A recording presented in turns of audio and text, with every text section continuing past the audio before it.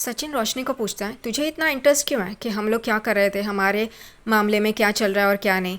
रोशनी चौंक के सचिन को देख सचिन बोलता है, तू बता, तू कल क्या कर रही थी और तेरा क्या चल रहा था। रोशनी एकदम से डर जाती है और वो मन में बोलती है कि सचिन को पता तो नहीं चल गया कि मैं उनके कमरे में थी, उसको शक हो गया क्या। और वो मैं वो ऐसे कर रही होती है। उतने में यहाँ पे तेजस कहते हैं, अरे तुम इसके सामने क्या हकला रही हो, ये सचिन है, डरने की कोई बात नहीं है। सचिन रोशनी को बहुत गौर से देख रहा होता है। साइली भी देखती है कि ये ऐसा क्यों बर्ताव कर रही है। फिर सचिन कहता है, क्या रे खजूरे, कल की रात कैसे रही, हमारे शाही बिस्तर पे तुम दोनों सोए थे। वो कहता है, मेरी पीठ दर्द करने लगी, ए प्लीज़ तो मेरा छोटा भाई है ना, वो कमरा दे देना, मेरा कमरा है ना। वो कहता है, नहीं, अब तो तुझे वहीं पे 7 दिन सोना है। सचिन को कस्टमर का कॉल आता है। वो साइली को बोलता है, मेरा एक कस्टमर का कॉल है, मैं चलता हूँ। वो कहती है, मुझे भी छोड़ देना। और वो दोनों वहाँ से चले जाते हैं। तभी रोशनी कहती है, अच्छा हुआ सचिन को शक नहीं हुआ, वरना तो मुझे जल्द से जल्द सचिन के मोबाइल से वो वीडियो निकालना ही होगा, कैसे भी करके वो हासिल करना ही होगा। और दूसरी तरफ यहाँ पे तेजस केला खा रहा होता है। उतने में उसका फ़ोन बजता है और वो क्रेडिट कार्ड वालों का होता है। वो भी सोचता है कि मुझे ये फ़ोन अवॉइड करने चाहिए, कैसे भी करके पैसे जमा करने चाहिए, वरना मैं मर जाऊंगा, ये लोग मेरी खटिया खड़ी कर देंगे। दूसरी तरफ रिया अपने कमरे में बैठी होती है। उसे बुखार होता है, सर्दी खांसी होती है और वो चीख रही होती है। और वो यही याद करती है कि आकाश ने उसके साथ गलत किया, उसे उसके साथ रहना चाहिए था। कम से कम इस हालत में तो उसने रिया का साथ देना चाहिए था। वो मोबाइल उठाती है तो उसमें यही चलता है कि अगर आपकी कोई केयर ना करे, आपकी कोई इज्जत ना करे, तो आपको क्या करना चाहिए, तुरंत उससे दूरी बना लेनी चाहिए, क्योंकि उसको आपकी कदर नहीं है। यहाँ पे तेजस अपने पैसे वसूल करने के लिए एक शॉप में आता है जिसे उसने पैसे दिए होते हैं। वो कहता है आदमी कि मेरे पास इतने पैसे नहीं है। तो वो तेजस कहता है, फिर तुमने लिए क्यों थे 1 लाख रुपए मुझसे। वो आदमी कहता है, मुझे ज़रूरत थी इसलिए लिए, मैं थोड़े थोड़े करके दे दूंगा, अभी मेरे पास नहीं है। लेकिन तेजस नहीं मानता। फिर वो आखिरकार 10,000 रुपये उसके हाथ में रखता है। तेजस गिनता और कहता है, ये तो सिर्फ 10,000 रुपये है। वो कहता है, और ज़्यादा नहीं है मेरे पास, अगर होते तो मैं दे देता ना। वो कहता है तेजस कि मुझे सब पता है, कैसे कैसे तुम लोग बहाना बनाते हो। वो कहता है, क्यों, आपने भी किसी से पैसे लिए क्या, आपको ये सब पता है। तेजस मन में बोलता है, अरे इसको कैसे पता, और इसकी और मेरी हालत तो सेम है, हम दोनों ही कंगाल है।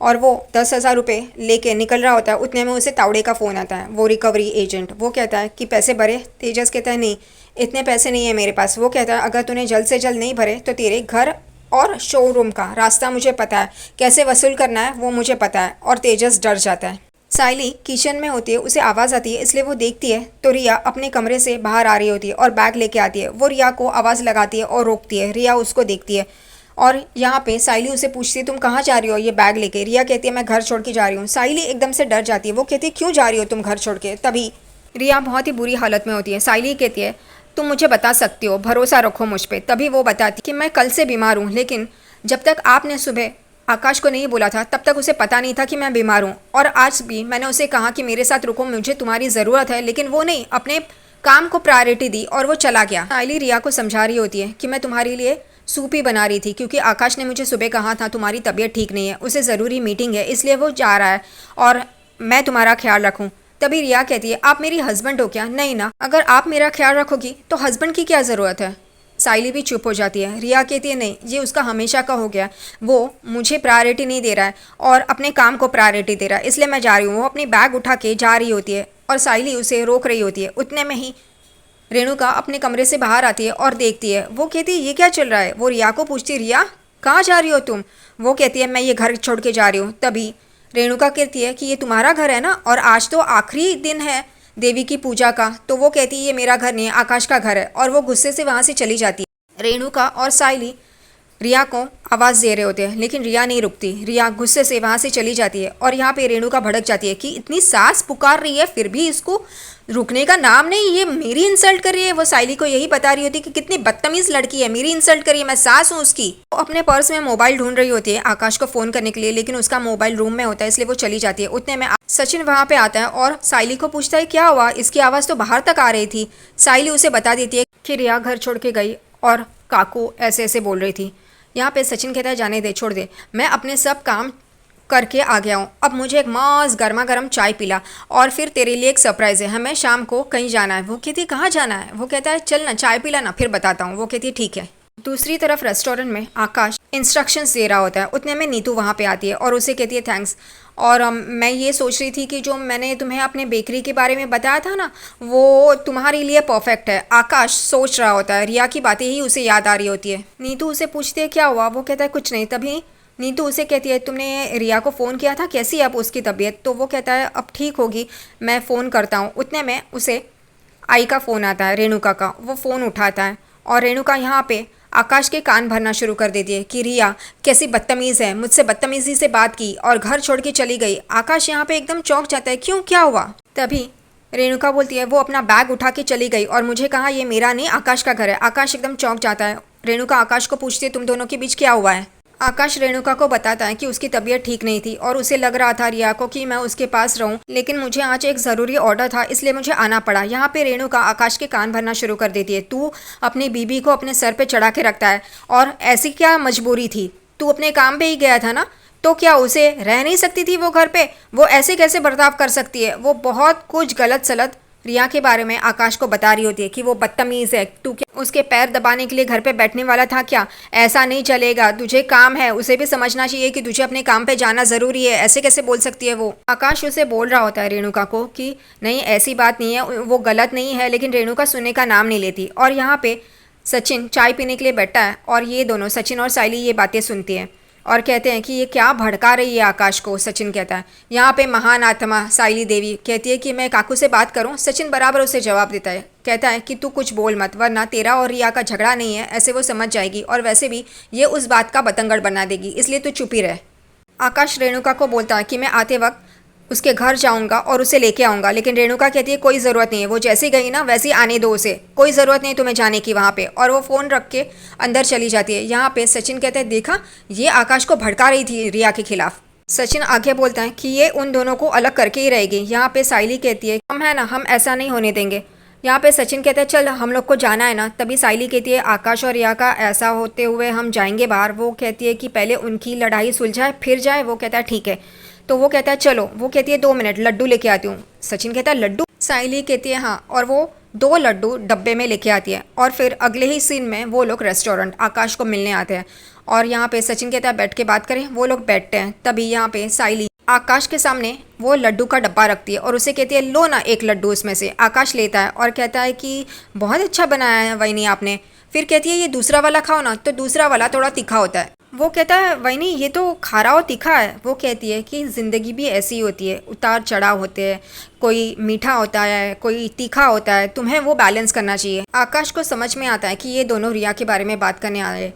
आकाश कहता है सच में आज मुझे ऑर्डर था इस वजह से मैं आया, लेकिन वो कहते हैं जानता हूँ, लेकिन सचिन कहता है तुझे उसे भी तो वक्त देना चाहिए ना। सचिन आगे कहता है बाई को जब बीमार हो ना तभी उसे लगता है कि उसका पति उसके साथ रहे और उसकी सेवा करे, उन्हें बहुत अच्छा लगता है। उसी में उनकी आधी बीमारी चली जाती है। सचिन और साइली आकाश को समझाते हैं।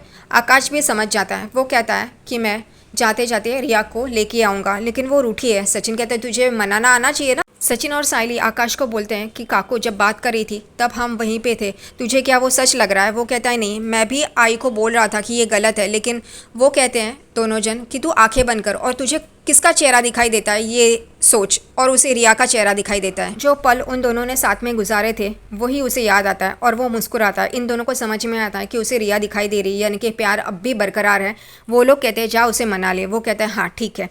यहाँ पे सचिन और अपने काम के लिए निकल ही रहे होते। उतने में साइली कहती है अच्छा हुआ ना, दोनों का झगड़ा मिट जाएगा। यही बातें कर रहे होते उतने में साइली को मैसेज आता है। वो देखती है। सचिन पूछता है क्या हुआ? तो वो कहती है अजीत भाऊ ने गणपति पंडाल के लिए कुछ नाम भेजे हैं, उनके लिए उनको डेकोरेटर चाहिए। सचिन कहता है ये तो बड़ी अच्छी बात है, फ़ोन करना। लेकिन साइली उदास होती है। सचिन कहता है क्या हुआ? वो कहती है वो पिंटिया भाऊ। वो कहता है छोड़ ना उसे, तू फ़ोन लगा ना, इतने सारे नंबर है ना तेरे पास।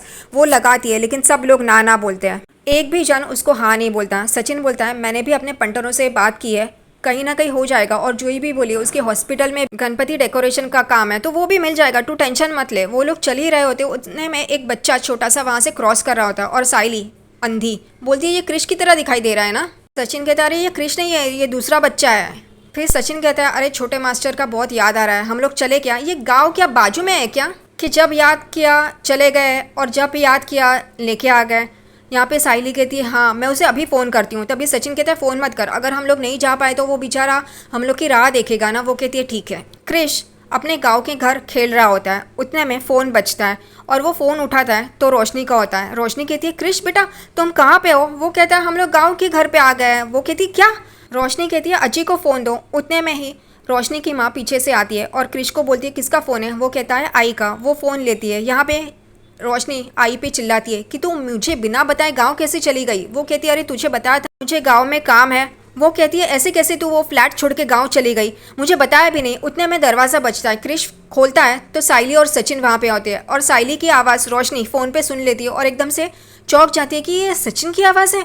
और यहाँ पे रोशनी की माँ भी वो आवाज़ सुनती है और वो बाहर आके देखती है तो सचिन और साइली क्रिश को मिलने के लिए आए हैं और वो भी गिफ्ट्स लेके। वो एकदम से चौंक जाती है साइली और सचिन को वहाँ पे देख के। और यहाँ पे उसकी माँ फ़ोन काटती है, इसलिए रोशनी गुस्सा हो जाती है कि माँ ने ऐसे कैसे फ़ोन काटा? मुझे सचिन और साइली की आवाज़ आ रही है, कुछ गड़बड़ है क्या? रोशनी अपनी माँ को फ़ोन लगा रही होती है लेकिन वो उठाती नहीं है, वो कट करती है। यहाँ पे क्रिश की आजी सचिन और साइली को बोलते हैं यहाँ पे। तभी सचिन कहता है कि क्रिश की याद आई इसलिए मिलने चले आए, लेकिन ये सामान, वो कहता है क्रिश तुरंत कि हम लोग अभी तो मुंबई से आए। सचिन क्रिश की आजी को बोलता है कि क्या आप लोग मुंबई में थे? वो कहती है, नहीं नहीं ये तो कुछ भी बोलता है, ये अब गणपति आ रहे हैं ना तो साफ सफाई कर रहे हैं इसलिए। वो कहता है सचिन कि मैं आप लोगों को गणपति के लिए मुंबई लेने के लिए ही आया हूँ। वो कहती है, क्या? नहीं नहीं ऐसा नहीं हो सकता। सचिन बोलता है, क्यों, क्या हुआ?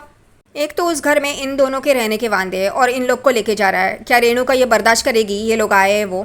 यहाँ पे सचिन कहता है, आप लोग गणपति के लिए चलो ना हमारे साथ, मैं लाके छोड़ दूंगा। क्रिश की आजी परेशान होती है।